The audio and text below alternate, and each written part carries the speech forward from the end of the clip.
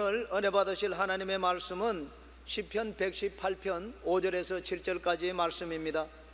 내가 고통 중에 야훼께 부르짖었더니 야훼께서 응답하시고 나를 넓은 곳에 세우셨도다. 야훼는 내 편이시라. 내가 두려워하지 아니하리니 사람이 내게 어찌할까. 야훼께서 내 편이 되사 나를 돕는 자들 중에 계시니 그러므로 나를 미워하는 자들에게 보응하시는 것을 내가 보리로다. 아멘.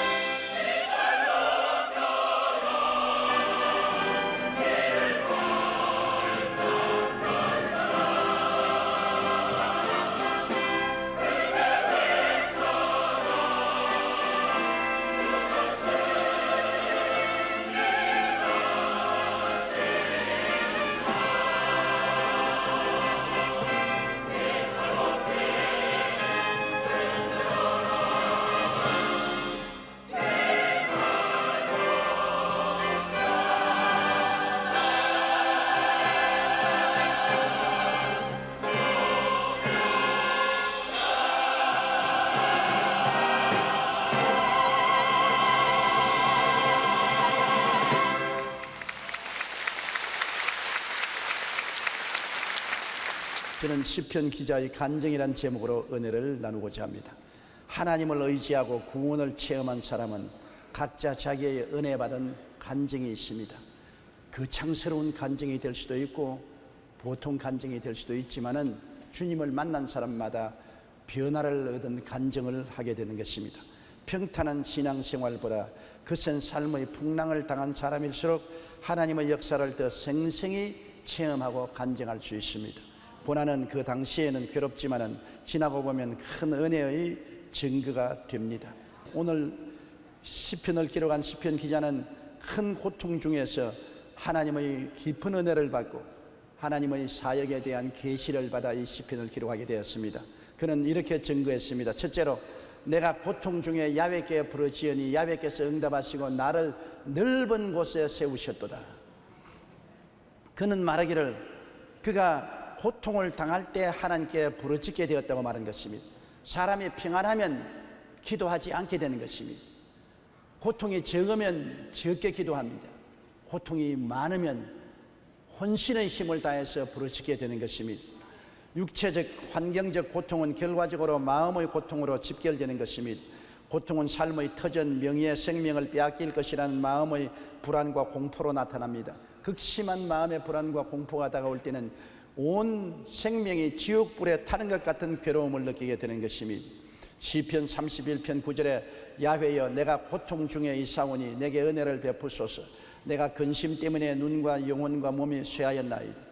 고통이 다가와서 마음에 근심이 오면은 눈이 다 어두워지고 영혼이 좌절과 절망에 휩싸이고 몸에 병이 들고 쇠하게 된다는 것입니다. 고통이 우리에게 가져오는 엄청난 타격을 시편 기자는 말을 하고 있는 것입니다. 이런 절망적인 고통에 처하게 되면 사람은 부르짖게 되는 것입니다. 그냥 부르짖는 것이 아니라 있는 힘을 다해서 부르짖습니다. 사람들이 흉을 보고 손가락질을 해도 아랑곳하지 않습니다.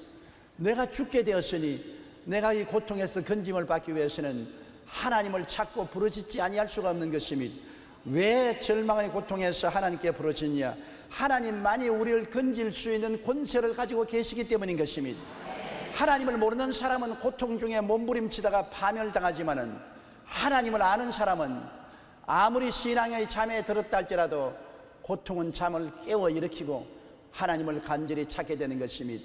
우리 신앙인들이 종종 적고 큰 고통을 당하는 것이 우리에게 유익이 되는 것은 고통이 우리의 신앙의 잠에서 깨워 일으켜 하나님을 간절히 찾게 만들어주는 효과가 있기 때문인 것입니다. 이러므로 야훼 하나님을 간절히 찾고 손을 내밀어 하나님의 손을 붙잡으려고 애를 쓰고 밤중에도 잠을 자지 않고 주님을 찾는 것은 고통이 우리에게 갖다주는 경고요 깨달음인 것입니다. 시편 40편 17절에 주는 나의 도움이시라 나를 건지시는 이시라 하였고 베드로전서 5장 7절에 너희 염려를 다 주께 맡기라 이는 그가 너희를 돌보심이라고 했으니 주님은 고통 중에 빠진 사람들을 건지는 능력을 가지고 계시고 또 건지려고 원하시는 소원을 가지고 계신 것을 알 수 있습니다. 우리는 고통 때 하나님의 도움을 받아야 고통을 통과할 수도 있고 고통에서 건짐을 받을 수도 있는 것입니다.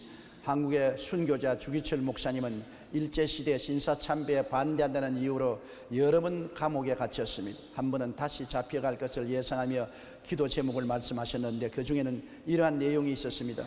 첫 번째 나의 기도 제목은 죽음의 권세를 이기게 해주신 주님이 내게도 죽음의 권세를 이기게 해달라는 것입니다. 죽음의 권세야말로 사탄의 최후의 무기입니다. 그러나 우리 주 예수 그리스도는 죽음의 권세를 꺾고 무덤에서 벌떡 일어나셨습니다. 나의 기도의 힘은 바로 여기에 있습니다. 주께서 죽음을 이기셨다면 나도 그분을 의지하여 얼마든지 죽음의 권세를 이길 수 있습니다. 죽음이 다가옵니다. 순교를 한 성도들이 많습니다. 일제 36년 동안의 신사참배를 거역하다가 감옥에 갇히고 모진 고문을 당해서 죽은 성도들이 많습니다. 이 죽음을 각오하고 신사참배를 거역하기 위해서는 하나님의 도우심이 필요한 것입니다. 순교하는 것이 보통 일이 아닌 것입니다. 우리가 신학 다닐 때 학생 시절에 뭣도 모르고 기도 시간에 하나님이여 순교하겠습니다. 순교할 수 있게 해주시옵소서 했는데 나중에 알고 보니 오금이 졸이는 말인 것입니다. 순교가 그렇게 쉽게 되는 것이 아닙니다.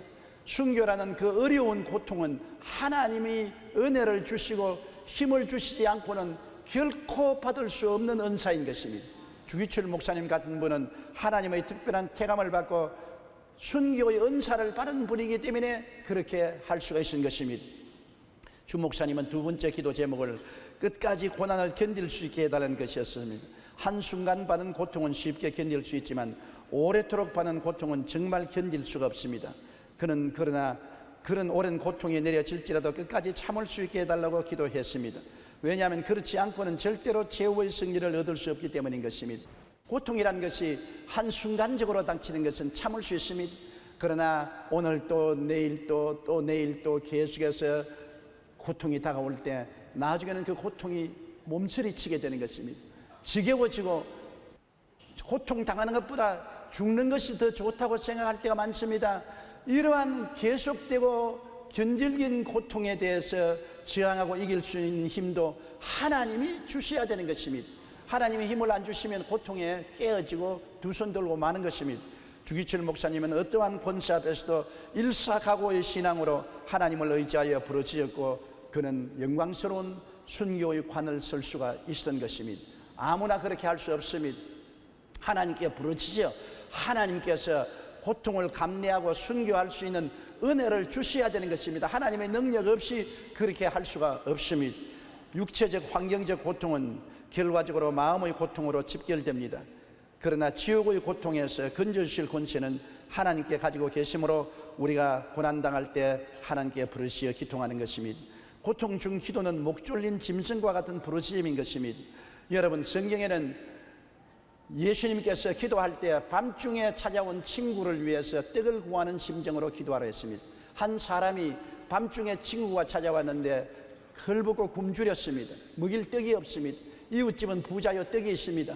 밤중에 이웃집에 가서 문을 두들기며 떡 3덩이만 빌려달라고 하니까 그 안에서 대답하기를 나와 애들이 이미 다 일을 끝마치고 잠자리에 들어와서 자고 있으니 지금 일어나서 떡을 줄 수가 없다고 말했었습니다. 그럼에도 불구하고 떡을 구하는 이 사람은 계속해서 맹렬하게 문을 두들기며 떡을 달라, 떡을 달라, 떡을 빌려달라, 떡을 빌려달라 강렬하게 부르짖었던 것입니다. 그 강청함으로 인하여 주인이 일어나서 떡을 주면서 당신이 친구이기 때문에 떡을 주는 것이 아니라 강청함으로 인하여 떡을 주었다고 말한 것입니다. 주님께서는 우리가 기도할 때 강청을 하는 것입니다. 아예 뒤로 물러가지 말고 강하고 뜨거운 열정을 가지고 부르짖어 기도하는 것입니다. 짐승을 목을 조르면 호함을 치고 몸부림치지 않습니까? 고통에 목이 졸릴 때 우리는 외마디 소리를 지르며 강청하고 주의 도움을 간구해야 되는 것입니다. 그리고 또 주님께서는 기도할 때 불의한 재판관에게 와서 부르짖는 과부와 같이 기도하는 것입니다. 과부는 도와준 사람이 없는 외롭고 설설한 분인 것입니다. 어려운 일을 당하고 억울한 일을 당했는데 불의한 재판관에게 와서 자기를 위해서 재판을 해달라고 하니 불의한 재판이 들어줍니까? 돈도 없고 집이도 없고 백도 없고 명예도 없는 한 여인을 위해서 자기가 스스로 재판을 해주려고 하지 않습니다. 그러나 이 부인은 끊임없이 와서 부르짖는 것입니다. 봄에 꽃이 필 때 부르짖은 그가 여름에 뜨거운 햇빛 아래서 부르짖고 가을 낙엽이 질 때 부르짖고 겨울에 눈이 올 때 눈을 덮어쓰고 부르짖었습니다.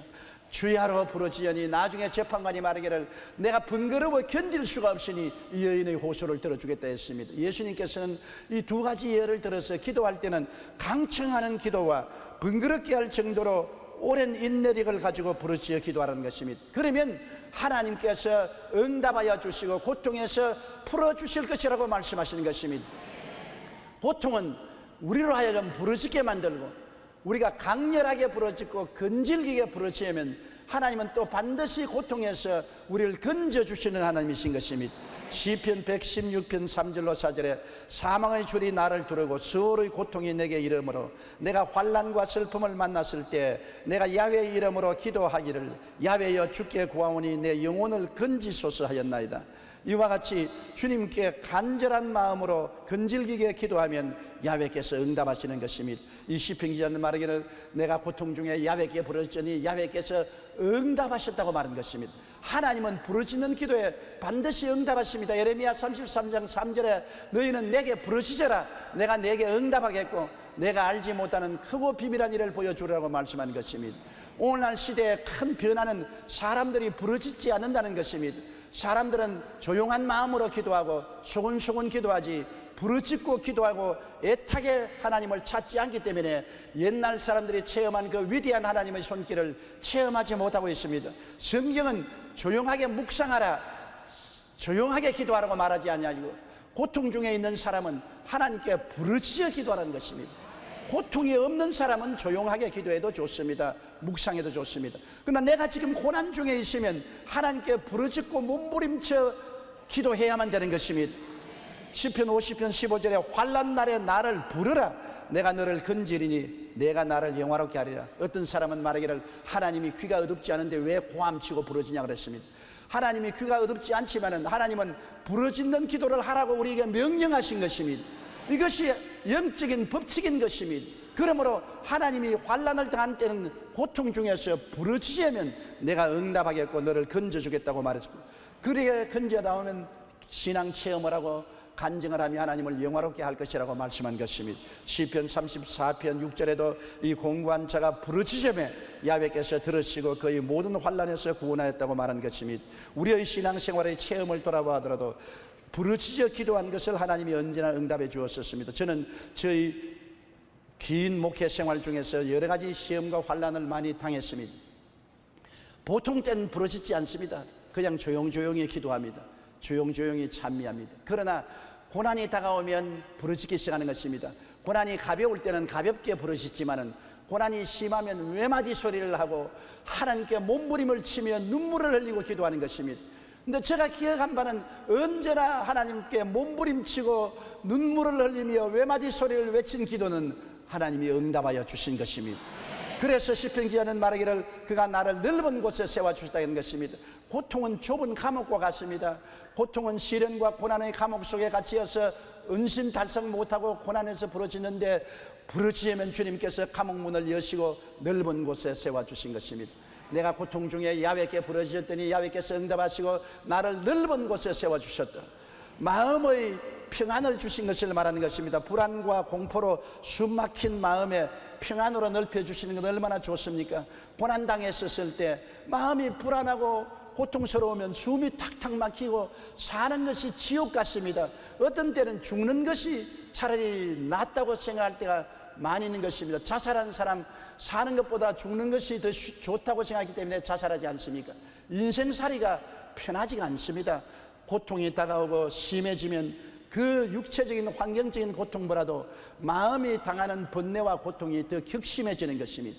그런데 하나님께 부르시면 이 마음을 격심한 고통에서 해방시켜 주시고 평안을 주신다는 것입니다.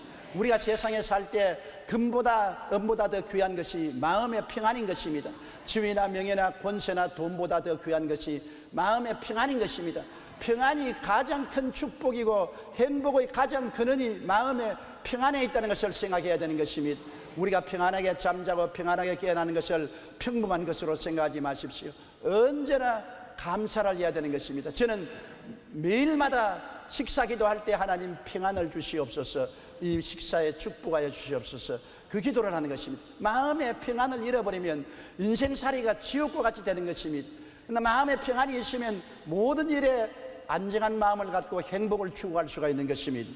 시편 29편 11절에 야훼께서 자기 백성에게 힘을 주시며 야훼께서 자기 백성에게 평강의 복을 주신다. 평강은 복인 것입니다. 복 중에 복이 평안한 마음인 것입니다. 돈이 복이 아닙니다. 지위나 명예나 권세가 복이 아닙니다. 있다가 사라질 것입니다. 그러나 평안이 있어야 복이 되는 것입니다. 돈이 아무리 많아도 평안이 없으면 돈이 아무 소용이 없이 티끌과 먼지 같습니다. 권세가 아무리 많아도 평안이 없으면 그 권세가 행복을 조금도 갖다 주지 못합니다. 평안, 이것은 야훼께 부르짖어서 하나님이 주시는 위대한 선물인 것입니다. 세상에 주는 평안은 잠시 있다 사라집니다. 하나님이 주신 평안은 폭풍우 가운데도 마음이 잠잠하고 평안해지는 것입니다. 하나님의 평안이 군대와 같이 내 마음을 점령하고 둘러 진쳐서 평안하게 만들어주는 것입니다. 요한복음 16장 33절에 세상에서는 너희가 환난을 당하나 담대하라 내가 세상을 이겼다고 말씀하시므로 승리로서 평안을 주시는 것입니다. 마음의 평안을 주시면 곧장 환경의 절망에서 소망의 넓은 곳으로 길을 열어주시는 것입니다. 먼저 하나님이 마음의 평안을 주시고 그 다음에 가정과 사업과 생활에 평안을 주시는 것입니다. 우리 하나님은 언제나 우리의 마음속에서 먼저 역사하시고 그 다음에는 우리의 환경에 역사하는 것입니다. 사람들은 환경에 평안이 오면 내 마음이 평안할 것이라고 생각하는데 예수 믿는 사람은 그렇지 않습니다. 주님께 부르짖어 기도해서 마음의 불안 공포가 사라지고 마음에 하나님의 평안이 점령하면 그 평안을 따라 우리가 기도할 때 가정이 변화되고 환경이 변화되고 생활이 변화되고 평안이 다가오게 되는 것입니다. 그렇기 때문에 가장 중요한 것은 내 마음의 평안을 가진다는 것입니다. 하나님께서 함께 계신다는 마음의 확신과 평안이 있으면 불을 통하고 물을 통하도 두렵지 않습니다. 하나님이 같이 계시는데 불이 나를 어떻게 살을 수 있으며 물이 어찌 나를 엄무할 수 있는 것입니까? 하나님이 마음을 점령하실 때 하나님의 임재로 오는 평안은 이 세상의 그 무엇과도 비교할 수 없는 평안이 되는 것입니다. 시편 116편 8절에 주께서 내 영혼을 사망해서 내 눈을 눈물에서 내 발을 넘어짐에서 건지셨다고 말한 것입니다. 평안이 오면 그 평안과 함께 기도할 때 주님은 능력을 베풀어 주셔서 오늘 시편 기자가 말한 것처럼 사망에서 눈물에서 넘어짐에서 건져주시는 기적을 베풀어 주시는 것입니다. 하나님을 만나서 평안을 가지면 환난이 변하여 천국이 될 수도 있습니다. 일제시대 주남선 목사님은 신사참배에 반대하다가 투옥되어 감옥 생활을 했습니다. 그런데 형을 마치고 나와서 나는 감옥에 있는 동안 오로지 주님만 만나서 너무나 좋은 시간을 가졌는데 여러분은 바깥에서 얼마나 고생이 많으셨습니까? 이런 거꾸로 된 인사를 한 적이 있습니다. 비록 감옥에 갇혔지만 주님이 같이 계심으로 너무나 평안한 가운데 행복한 대화를 했다는 것입니다. 정영창이라는 분 역시 신사참배를 반대하다가 감옥에 들어갔는데 감옥에서 낙심하고 좌절하고 절망하지 않고 하나님께 기도하고 하나님이 평안을 주셔서 열심히 영어를 공부해서 감옥에서 나왔을 때는 영어를 잘 말하게 되었습니다. 그래서 우리나라 여권 1호를 받아서 미국 유학을 떠나 하나님 앞에서 훌륭한 사람이 된 기억이 있습니다. 환경의 절망이 반드시 우리에게 실패만을 주는 것은 아닙니다.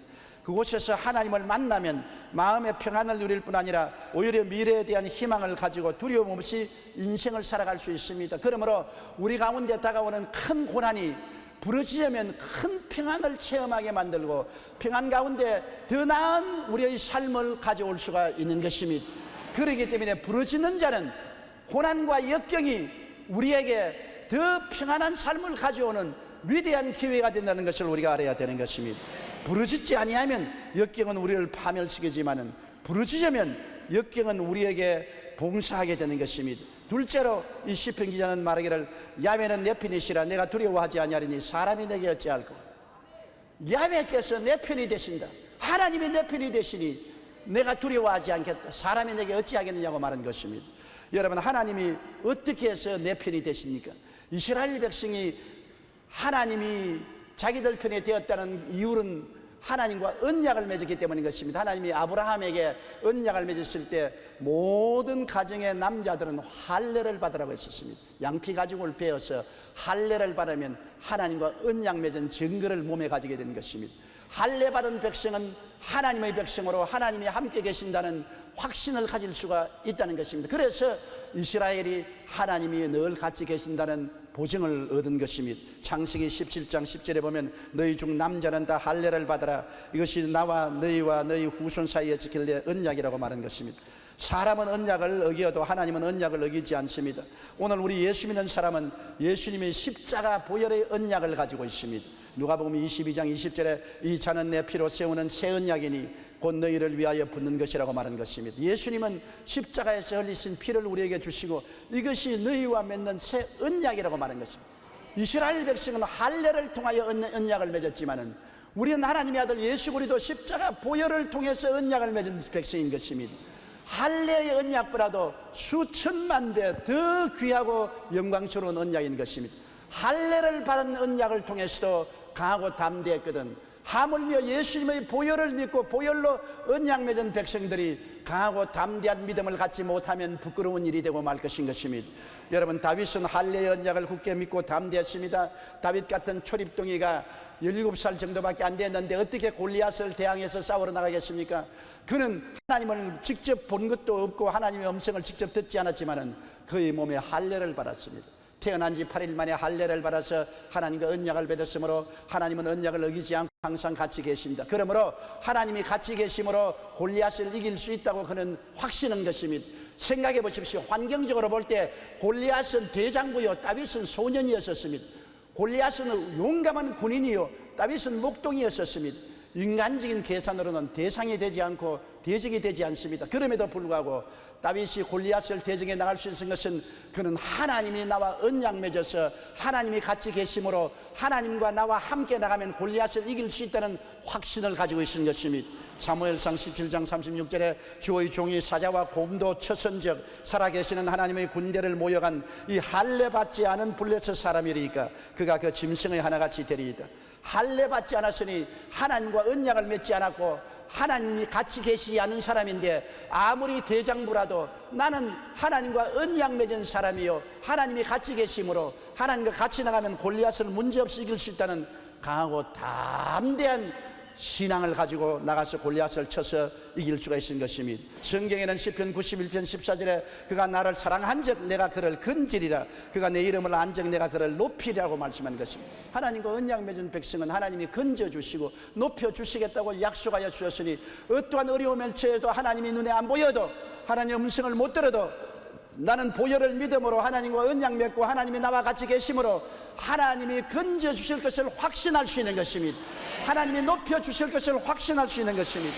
신명기 28장 7절에 야훼께서 너를 대적하기 위해 일어난 적군들을 내 앞에서 패하게 하시리라 그들이 한 길로 너를 치러 들어왔으나 내 앞에서 7길로 도망치리라고 말씀한 것입니다.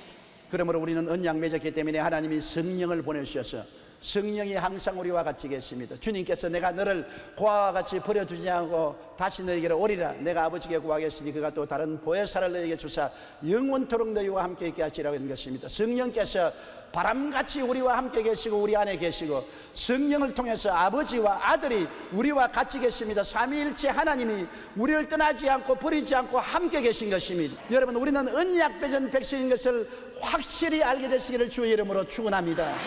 옆에 계신 분들에게 당신은 언약 맺은 백성입니다 그렇게 말해 주십시오. 우리는 하나님과 언약 맺은 사람으로 고아와 같이 버림받지 않았습니다. 눈에는 아무 증거 안 보이고 귀에는 아무 소리 안 들리고 손에는 잡히는 것 없어도 하나님이 같이 계십니다. 언약 맺은 사람이기 때문인 것입니다. 야훼께서 내 편이 되시니 내가 두려워하지 아니하리라 사람이 내게 어찌하리요. 요한 4장 4절에 자녀들아 너희는 하나님께 속하였고 또 그들을 이기었나니 이는 너희 안에 계시니가 세상에 있는 너보다 크심이라. 언약 맺은 하나님께서 우리 안에 계심으로 세상을 이길 수 있는 힘을 주시는 것입니다. 내 힘으로는 세상을 이길 수가 없어요. 내 힘으로 다가오는 염려와 근심, 불안, 초조, 절망을 어떻게 극복을 합니까? 미쳐 날뛸 수밖에 없지요. 그러나 언약을 맺었기에 하나님이 같이 계심으로 넉넉히 이길 수 있는 힘을 주시는 것입니다. 환난이나 공고나 적신이나 위험이나 기근이나 죽음이나 칼이랴 이 모든 일에 우리를 사랑하시는 이로 말미암아 우리가 넉넉히 이기나니라. 내 힘으로 못 이깁니다. 내 힘으로 승리할 수 없습니다. 언약 맺은 하나님이 같이 계시면 하나님의 능력을 의지하면 넉넉히 이길 수가 있는 것입니다. 기적적으로 이길 수가 있는 것입니다. 초자연적으로 이길 수가 있는 것입니다. 화란의 유명한 부흥사였던 고리텐붐 여사는 나치 수용소에서 무려 40일 동안이나 독방에 갇힌 일이 있었습니다. 당시 죄수들이 가장 무서워하는 것은 독방에 갇히는 것입니다. 독방에 여러분 앉아서 왔다 갔다 하는 독방이 아니라 이렇게 오그리고 40일 동안 앉아 있는 것입니다. 머리도 움직하지 못합니다. 몸을 움직일 수 없습니다. 독방에 24시간 쪼그리고 갇혀 있는 것이니 대개 40일 독방에 갇히면 정신병자가 되어 나옵니다. 맑은 정신으로는 그 고통을 견딜 수 없기 때문에 정신 이상자가 되어 나옵니다. 고리텐붐 여사도 독방에 갇히는 신세가 되고 말한 것입니다. 그는 얼마나 힘이 들든지 나중에는 믿음도 사라지고 인내도 사라졌습니다. 그는 벽에 머리를 기대고 하나님께 기도했습니다. 하나님이여 나는 이제 견딜 수가 없습니다. 나는 이길 힘도 없습니다. 믿음도 다 사라졌습니다. 어떻게 하면 좋겠습니까? 그때 마침 눈앞에 개미 한 마리가 기어가다가 바닥에 물을 피해서 벽 옆에 난 조그만 틈으로 들어가는 것을 보였습니다. 그때 하나님의 음성이 들려왔습니다. 코리야 저 개미가 보이느냐? 개미가 지금 어디로 가고 있느냐? 네 하나님 작은 틈으로 피해서 가고 있어요. 그래 너는 지금 피할 곳이 없다고 생각하지만 내가 바로 너희 피난처니라. 이제 나를 향해 오너라. 내가 너를 품어주마. 너는 내 속에서 안전하게 보호함을 받을 수 있으리라. 나를 바라보라. 그래서 고리텐 부사는 그 독방에서 하나님을 바라보고 기도했습니다. 하나님이여 저 개미가 틈에 들어가서 자기를 피하는 것처럼 하나님의 품에 내 자신을 맡기니 나를 붙들어 주시옵소서. 그러자 하나님의 임재하심이 고리붐 여사의 마음속에 임하였습니다. 놀라운 평안이 마음을 점령해 버렸습니다. 형언할 수 없는 마음의 행복과 기쁨이 마음을 사로잡았습니다. 하루하루가 평안이요 기쁨이요 행복이었습니다. 독일 간수들은 고리템 분 여사가 40일 만에 미칠 줄 알았는데 더 마음이 평안하고 얼굴이 화창하고 기쁨이 충만해진 것을 발견했습니다. 왜냐하면 하나님이 같이 계셔서 할 수 없는 일을 해주는 것입니다. 하나님은 내 편이시라 내가 두려워하지 않으니 사람이 내게 어찌하리요. 하나님이 내 편이 되신다는 것은 어떠한 역경도 이길 수 있는 힘을 하나님이 주신다는 것을 말하는 것입니다. 어떠한 것보다 크고 만유보다 위대하신 하나님이 내 편에 계신 것을 바라볼 때 두려움이 없어지는 것입니다. 하나님이 내 편이 되다는 것, 이거 얼마나 좋습니까? 하나님이 내 편이시라 내가 두려워하지 않으니 사람이 내게 어찌하리요. 성경 시편 27편 1절로 2절에 야훼는 나의 빛이요 나의 구원이시니 내가 누구를 두려워하리요. 야훼는 내 생명의 능력이시니 내가 누구를 무서워하리요. 악인들이 내 살을 먹으려고 내게로 왔으나 나의 대적들 나의 원수들인 그들은 실족하여 넘어졌다고 성경은 말하고 있는 것입니다. 하나님이 내 마음 중심을 점령하면 두려움이 사라집니다. 내 중심에 내가 앉아있으면 벌벌 떨지요. 내 중심에 세상이 들어앉아 있으면 세상이 나를 점령하기 때문에 내가 벌벌 떨지요. 내 중심에 하나님이 점령하고 있으면 내가 두려워할 것 없는 것은 전지전능 무소부지하신 하나님이 나의 중심에 나를 점령하고 계심으로 하나님이 나를 붙들어 주시는 것입니다. 사람은 내 중심으로 살면 내 생각과 내 말을 하고 삽니다. 세상에 들어오면 세상 생각, 세상 말을 합니다. 하나님이 오시면 하나님 생각, 하나님 말을 하게 되는 것입니다. 우리가 가장 중요한 것은 우리의 삶이 하나님을 섬기기 위해서 만들어졌다는 것을 알아야 되는 것입니다. 우리는 이 땅에서 돈을 섬기거나 지위나 명예를 섬기기 위해서 만들어진 인생이 아닙니다. 자기 쾌락을 위해서 만들어진 것도 아니고 하나님이 근본적으로 우리 지으실 때 우리를 통하여 영광받고 찬양받기 위해서 지음을 받으신 것입니다. 여호수아 1장 9절에 내가 내게 명령한 것이 아니냐. 강하고 담대하라. 두려워하지 말며 놀라지 말라. 내가 어디로 가든지 내 하나님 야훼가 너와 함께 하느니라. 두려워 안 할래도 내 혼자는 두려워할 수밖에 없습니다. 제가 어릴 때는 어머니가 전지전능한 줄 알았습니다. 우리 집에서 골짜기를 내려가서 논이 있는 뜰에 가면 운물이 있어요. 그 운물에 물을 길러 옵니다. 가끔 가다가 어머님께서 물을 길러 오라 하면 내 혼자 길을 걸어서 운물에 물을 길러 가면 굉장히 겁이 나요. 귀신이 나올 것 같기도 하고 무서운 짐승이 나올 것 같기도 하고 새가 퍼득하면 기겁초풍을 합니다. 그러나 어머니하고 같이 가면 마음이 편안해요. 짐승이 나와도 겁나지 않고 새가 퍼득거려도 겁나지 않고 귀신이 와도 우리 어머니는 이긴다고 생각했습니다. 어릴 때는 어머니가 전지전능한 줄 알았습니다. 이제 크고 보니 그렇지 않은데 어머니가 같이 계셔도 그렇게 마음이 평안하고 담대한데 하나님이 내 편이 되시면 얼마나 강하고 담대할 수 있는 것입니까? 이 시편 기자가 뭐라고 말했습니까? 하나님은 내 편이시라 내가 두려워하지 않으니 사람이 내게 어찌할꼬. 사람도 자연도 나를 어찌 건드릴 수 없다는 것입니다. 신학자 벤겔은 이렇게 말했습니다. 하나님을 두려워하는 사람은 하나님 외의 것에 대해서는 아무것도 두려워하지 않는다. 그러나 하나님을 두려워하지 않은 사람은 하나님 외의 모든 것을 두려워한다. 하나님을 두려워해서 섬기면 다른 것이 무섭지 않아요. 그러나 하나님을 두려워하지 않은 사람은 세상 만사를 두려워하면서 살게 되는 것입니다. 사람이 내게 어찌하려고 싶은 기자가 말한 것처럼 여러분 두려움의 근원이 환경에도 있지만 사람이 가장 두렵습니다. 우리 할머님이 어릴 때 나보고 늘 하는 말이 야 너가 크거들랑 머리 검은 짐승을 두려워하라. 그래서 머리 검은 짐승이 뭐냐. 나중에 알고 보니까 머리 검은 짐승은 사람이라. 사람이 가장 두렵다고 늘 말씀하셨습니다. 산길을 가다가 여러분 짐승을 만난 것은 별로 두렵지 않아요. 사람을 만나는 것이 두렵습니다. 요사이는 친구들도 서로 이해상관으로 싸우다가 죽이지 않습니까? 아파트 위에 있고 아래 있고 둘이 다 똑같은 택시 기사인데 서로 평소에 친한데 소음이 들린다고 성강이 들렸다가 서로 멱살 잡고 싸우다가 칼로 찔러 죽여버렸습니다. 친구도 화가 나면 죽여버려요. 남편이 보험금 6억을 타려고 아내와 자식을 집에 넣어놓고 불을 찔러서 죽여버렸었습니다. 남편도 믿을 수가 없어요. 부모가 자식을 죽이고 자식이 부모를 죽이는 건 허다하죠. 요 사이는 누가 믿어요? 부모도 믿을 수가 없고 자식도 믿을 수가 없고 남편과 아내와 친구도 믿을 수가 없습니다. 모두 다 두려움의 대상인 것입니다.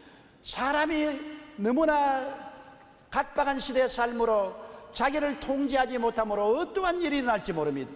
오직 우리가 믿을 수 있는 분은 하나님이신 것입니다. 하나님은 우리하고 언약 맺으시고 우리를 사랑하시면 끝까지 사랑하십니다. 성경에는 제가 너를 위하여 그 사자들을 명하사 너희 모든 길에서 너를 지키시리라. 제가 그 손으로 너를 붙들어 발이 돌에 부딪히지 않게 하시리라고 말씀하신 것입니다. 하나님은 믿을 수가 있는 것입니다. 그러므로 하나님을 의지하면 사람도 내게 어찌할 수 없고 환경도 나를 어찌할 수 없는 것입니다. 하나님이 나와 같이 계신다는 것 얼마나 중요합니까? 그래서 시편 기자는 말하기를 하나님은 내 편이시라 내가 두려워하지 않으니 사람이 내게 어찌하리요.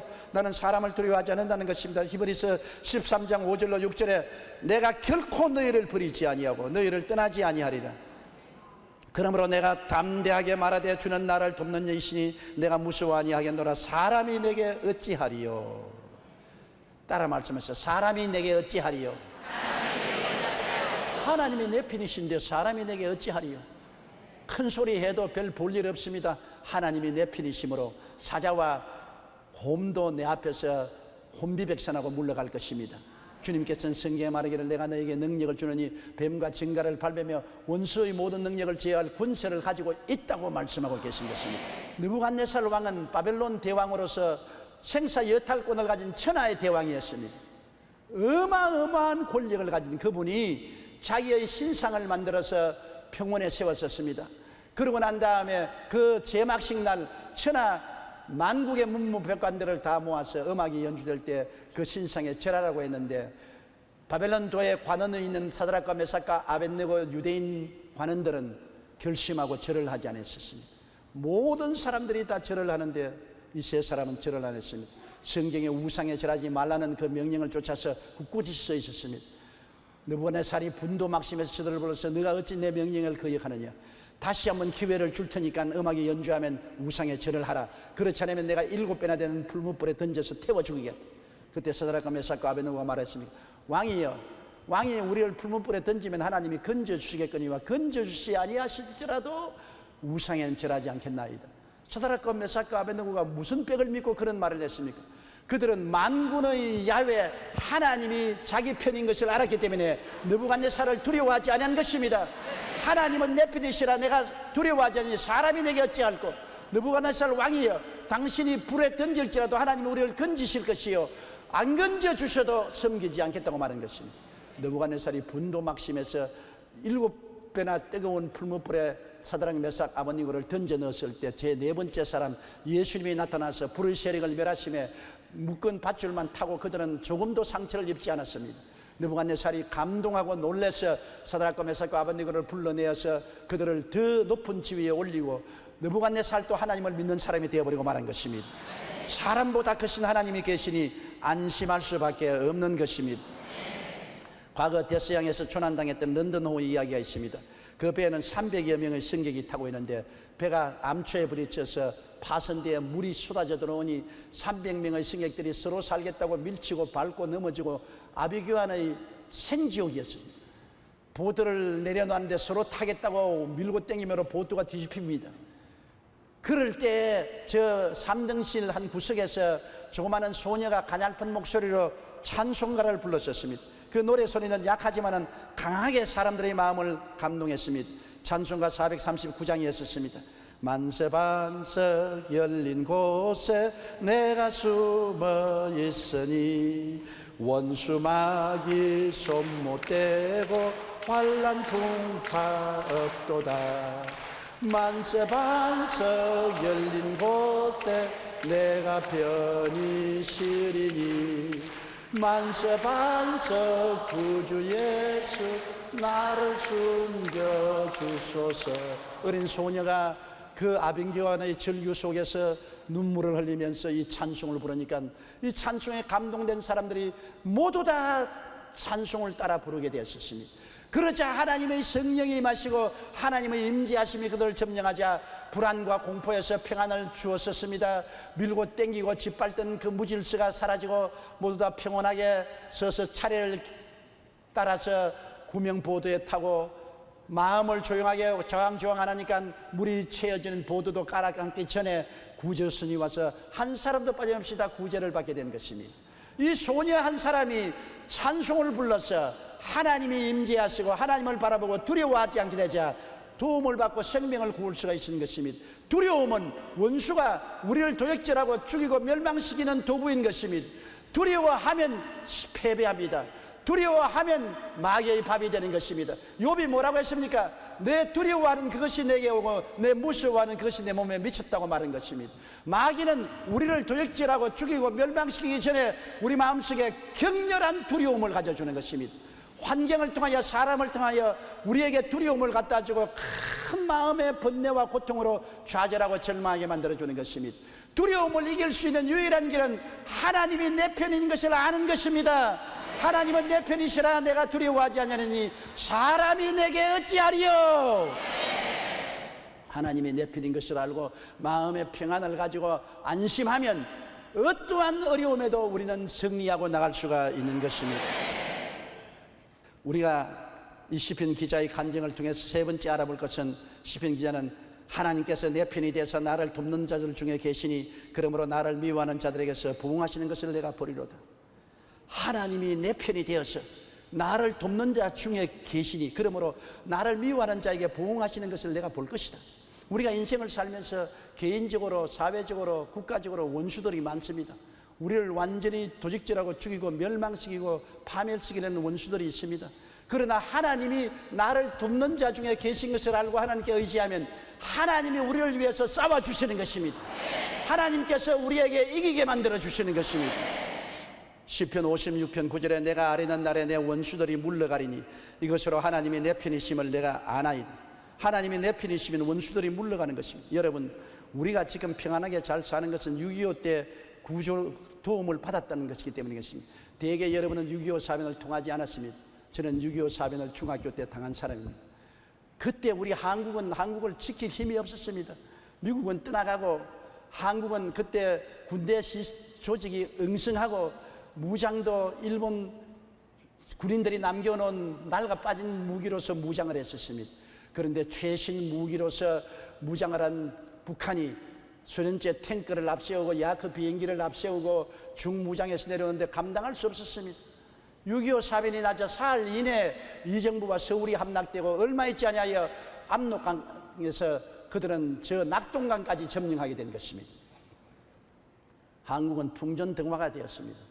만일 그때 유엔군이 와서 도와주지 않았으면 우리는 오늘 다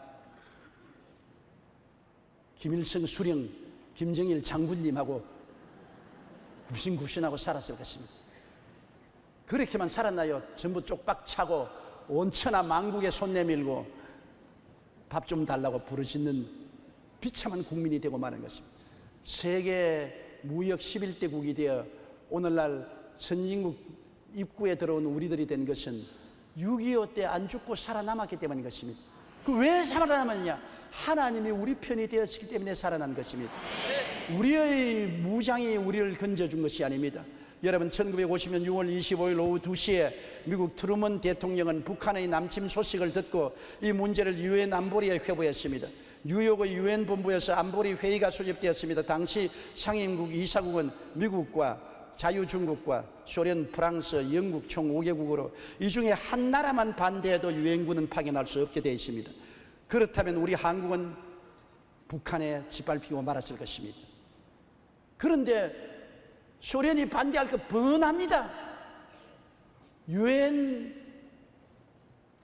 안보리 이사국 중에 소련이 들어있는데 소련이 북한을 시켜서 남한을 침공하게 했기 때문에 유엔군이 한국을 방어하고 나가는 것을 반대할 것은 마땅한 일이죠.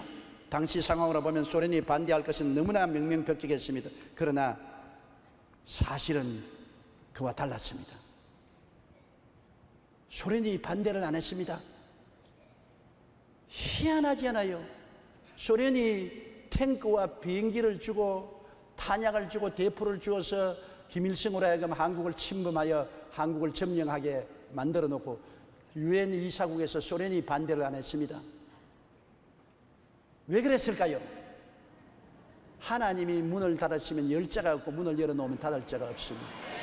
인간으로 살상할 수 없는 역사적인 기적이 일어난 것입니다. 왜냐하면 바로 6.25 사변 나는 그 주간에 소련 스탈린이 휴가를 떠난 기간인 것입니다. 휴가를 떠나도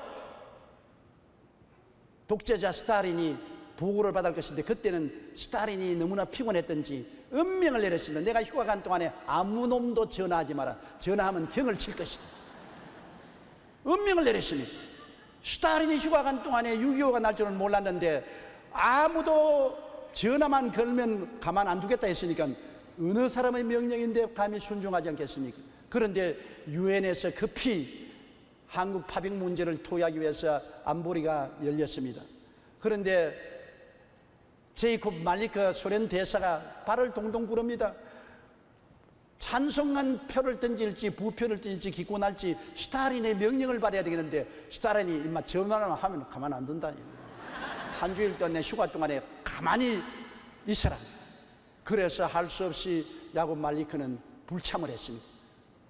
그러자 유엔 안보리에서 한국 파병이 만장일치로 통과되어 미국과 유엔 16개국이 군대를 파견했기 때문에 한국이 살아난 것입니다. 하나님이 우리를 도와주셨기 때문에 우리가 살아난 것입니다. 이 역사적인 사건을 통해서 보게 될 때 하나님은 우리 대한민국 편인 것을 알 수 있는 것입니다. 하나님이 우리를 돕는 자 중에 거하시니 그러므로 우리를 미워하는 자가 보응받는 것을 우리가 보리로다. 우리를 미워하는 자에게 하나님이 보응하여 주셔서 유엔 16개국을 보내어서 우리 한국을 절망적인 순간에 건져주신 것입니다. 풍전등화에서 건져주신 것입니다. 이것은 생각할수록 아찔한 것입니다. 도저히 인간으로 상상할 수 없는 기적이 일어난 것입니다. 나중에 유엔군이 파견되고 난 다음 스탈린이 노발대발하고 가슴을 쳤지만은 자성자박입니다. 자기가 전화 걸지 말라 해놓고 난 다음에 전화 안 걸었다고 호통칠 수가 없고 유엔군은 파견이 되고 한국은 적화되지 않았던 것입니다. 우리는 이 역사를 통해서 보게 될 때 하나님은 우리의 대한민국 편인 것을 알 수 있는 것입니다. 그때 하나님이 우리 편이면 지금은 얼마나 더 우리 편이겠습니까? 그때 우리 한국의 기독교 신자들이 100만도 안 되었는데 지금은 1200만에 5만 교회에 10만 주의 종이 있는 곳이기 때문에 하나님은 100번이고 1000번이고 우리 편이 되어 있는 것입니다. 그렇기 때문에 하나님이 우리 편이면 북한의 원자탄도 미사일도 장사포도 겁나지 않습니다. 하나님이 허락하지 아니하시면 머리털 하나라도 상하지 않습니다. 하나님이 허락하지 않으면 참새 한 마리도 떨어지지 않습니다. 우리가 찾을 것은 하나님을 찾고 하나님께 부르짖고 하나님께 의지해야 되는 것입니다. 내가 고통 중에 야훼께 부르짖더니 야훼께서 응답하시고 나를 넓은 곳에 세우셨도다. 야훼께서 내 편이시라 내가 두려워하지 않으니 사람이 내게 어찌하리요. 하나님이 우리 대한민국 편인 것을 믿으시면 아멘 하십시다. 하나님은 우리 개인 우리 편이 되신 것을 믿으시면 아멘 하십시다. 그러므로 우리가 사망의 엄청 골짜기에 다시 다닐지라도 하나님이 우리 편이 되어서 우리와 같이 계셔서 그 지팡이와 막대기로 우리를 안위해 주시는 것입니다. 내 편에 계신 하나님은 지팡이를 통해서 길을 만들어 주시고 막대기를 가지고 우리를 보호하여 주시기 때문에 두려워할 필요가 없는 것입니다. 마음의 평안을 가지고 할렐루야를 할 수 있는 것입니다. 아무리 사망의 엄심한 골짜기를 다녀도 하나님이 내 편이니까 나는 이미 승리가 보장되어 있는 것입니다. 믿는 자와 믿지 않은 자가 이렇게 다른 것입니다. 진리를 깨달은 자와 깨닫지 못하는 자가 이렇게 다른 것입니다. 아무리 주여 주여 해도 이 진리를 깨닫지 못하고 하나님이 내 편인 줄 모르는 사람은 두려워 떨게 되는 것입니다. 그러나 오늘 여러분은 이 시편 기자가 계시한 이 말씀대로 하나님이 언약 맺어 내 편이 된 것을 알게 되시기를 주님 이름으로 축복합니다. 시편 37편 39절로 40절에 그는 환난 때 그들의 요새이시로다. 야훼께서 그들을 도와 건지시되 악인에게 건져 구원하시면 그를 의지한 까닭이라고 말했었습니다. 야훼께서 성을 지키지 않으면 파수꾼의 경성함이 허사로다. 야훼께서 집을 짓지 않으면 집짓는 자의 수고가 헛되다고 했는데 하나님이 우리와 같이 내 편이 되시면 성을 지켜주시고 집을 지어주시고 우리에게 평안한 잠을 주시게 되는 것입니다. 여러분, 그러므로 우리는 매일같이 야훼 니시, 우리 승리를 외치고 살 수 있습니다. 야훼 니시는 하나님이 우리의 승리의 깃발이라는 것입니다. 이스라엘이 르비딤에서 아말렉의 공격을 받았습니다. 애굽에서 나와서 아직 무장도 안 되고 군대도 조직 못하고 느지리한 이스라엘 백성들이 아직 오합지졸로 있을 때 잘 무장되고 조직된 아말렉이 쳐들어와서 멸망당하게 된 것입니다. 여호수아가 나가서 싸웠으나 백전백패했습니다. 그때 모세가 아론과 훌을 데리고 나가서 기도하며 야훼께서 임하셔서 그 허술한 무장을 가지고 아말렉을 다 멸절시키고 승리한 것입니다. 그래서 모세가 하나님을 야훼 니시, 우리의 승리의 깃발이라고 한 것입니다. 하나님이 우리 편이라 야훼는 우리 개인으로 니시고, 우리 가정의 니시고, 우리 사업의 니시고, 우리 생활의 니시고, 우리 대한민국의 니시 하나님이 되시는 것입니다. 야훼 니시, 우리의 승리의 깃발이 되시는 것은 야훼가 언약 맺어 우리 편이 되신 것입니다.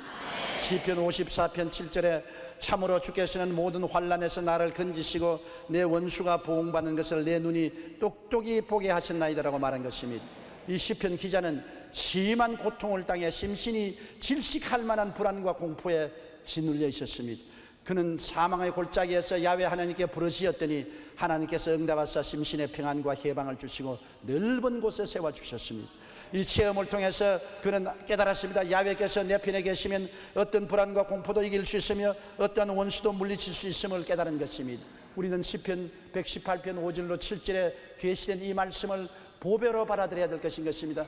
내가 고통 중에 야훼께 부르짖었더니 야훼께 응답하시고 나를 넓은 곳에 세워주시도다.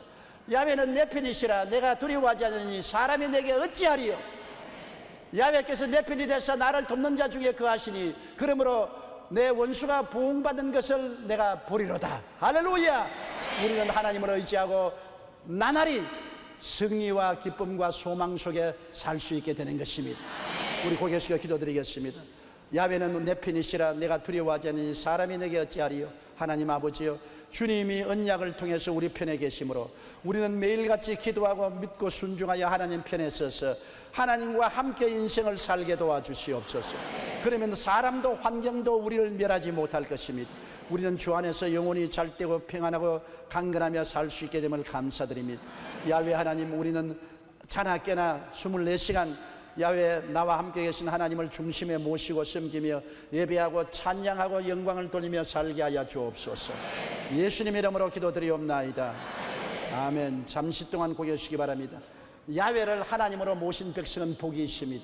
야훼가 내 편이 되지 않은 사람은 불쌍한 인생들이고 영원한 지옥에 떨어지고 맙니다. 야훼가 내 편이시면 죽음도 내 앞에서 물러가고 예수 그리스도로 말미암아 영원한 영광에 들어가게 되는 것입니다.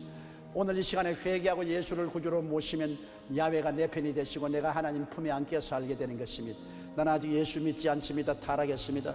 나도 예수 믿고 돌아오기로 하니 나를 위해서 기도해 주십시오 하시는 분은 대강당 텔레비실 지교회 지성전 세계 여러 교회와 텔레비와 방송과 인터넷 앞에서 일어나 주시기 바랍니다. 이 시간에 일어나서 우리 주 예수 그리스도를 구주로 모시고 아버지의 품에 안기시기 바랍니다. 야훼는 나의 피난처요 나의 요새요 나의 의뢰하는 하나님이 되시면 내가 제 사냥꾼이 올무에서와 극한 연병에서 건짐을 받게 되는 것입니다. 오늘 일어나서 그리스도를 구주로 고백하는 신앙은 여러분 일생에 가장 아름답고 귀한 보배가 되는 것입니다. 돈보다 지위보다 명예보다 권세보다 하나님을 내 주님으로 모시고 내 하나님으로 모신 것이 가장 귀한 보화라는 것을 알아야 되는 것입니다. 일어나신 여러분이 기도를 따라 하십시오. 사랑하시는 하나님, 저는 죄인입니다. 어디에서 와서 왜 살며 어디로 가는지 알지 못하고 방황하며 지냈습니다. 오늘 하나님의 부르심을 받고 믿음으로 일어났습니다. 예수님의 십자가 보혈로 저를 씻어 주시옵소서. 저를 위하여 죽으시고 저를 위하여 부활하신 예수님을 제 구주로 모셔드립니다. 지금부터 영원토록 주님과 함께 살겠습니다. 하나님은 내 아버지가 되셨습니다. 예수님은 나의 구주가 되셨습니다. 저는 하나님의 자녀가 되었습니다. 저를 구원해 주시니 감사합니다. 예수님 이름으로 기도드리옵나이다. 아멘. 주님의 이름으로 환영합니다. 하나님이 여러분을 구원하여 주셨습니다. 결심 카드를 적어서 연부하며 넣어주시고 예배가 필요한 후에 환영 후에 꼭 출석하시기 바랍니다. 성도 여러분, 그 자리에 일어나 주십시오. 몸이 아프시면 아픈데 손을 얹어주시고 그 위에는 가슴에 손을 얹으시기 바랍니다. 야훼 전능하신 하나님, 예수님의 보혈로 언약 맺은 백성들이 이 자리에 섰습니다. 주의 언약을 따라서 간구하오니 주의 손을 내밀어 병을 고쳐주시옵소서. 마음의 병, 육신의 병을 고쳐주시고 건강하게 만들어 주시옵소서. 예수님 이름으로 명하노니 너희 질병은 떠나가라, 떠나가라, 떠나가라, 떠나가라. 예수 이름으로 고침을 받을지어다. 곧 받을지어다. 고침을 받으라. 하나님을 찬양하게 축복하여 주옵소서. 예수님 이름으로 기도드리옵나이다. 아멘. 이제는 우리 주 예수 그리스도의 무한하신 은혜와 아버지 하나님의 영원하신 사랑과 보혜사 성령님 함께 계시고 내주하시고 충만케 하시고 인도하심이 오늘 성회에 출석한 성도 개인 가정 생활 자녀 위에 항상 함께 계실지어다.